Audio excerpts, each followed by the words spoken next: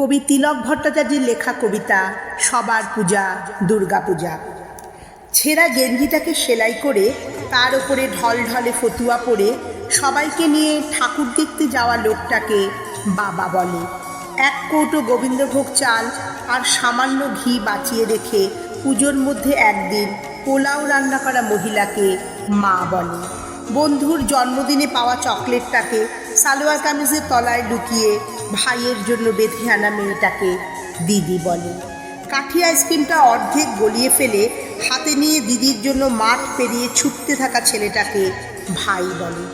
ফুলে ওঠা নতুন তাঁতের শাড়ি পরে দুটো ছোট ছোট ছেলে মেয়ের হাত ধরে বেরোনো বাতে পঙ্গু বৃদ্ধাকে ঠাকুমা বলে। ডিজাইনার পাঞ্জাবি পরে অঞ্জলি দিতে দিতে পাশের বাড়ির নতুন শাড়ি পরা মেয়েটিকে কলেজ পড়ুয়া ছেলেটির আর চোখে দেখাটাকে ভালো লাগা বলে।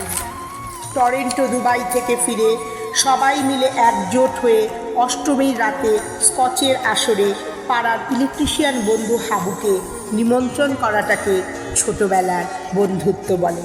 শিল্পীর হাতে 6 মাসের মেহনতে বানানো দুর্গা ঠাকুরটিকে নারী ছিন্ন করে বিক্রি করে সেই টাকায় অনাথ অসহায় পথশিশুদের জামা কাপড় কিনে দেওয়াটাকে মানবিকতা বলে।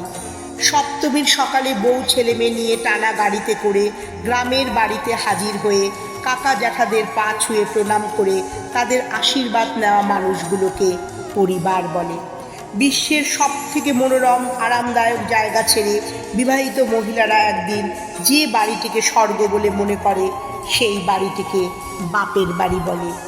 আর এই চিত্রকল্পগুলোকে একসাথে সাজিয়ে নিলে যেটা তৈরি হয় বাঙালিরা এক কথায় তাকে দুর্গা পূজা বলে।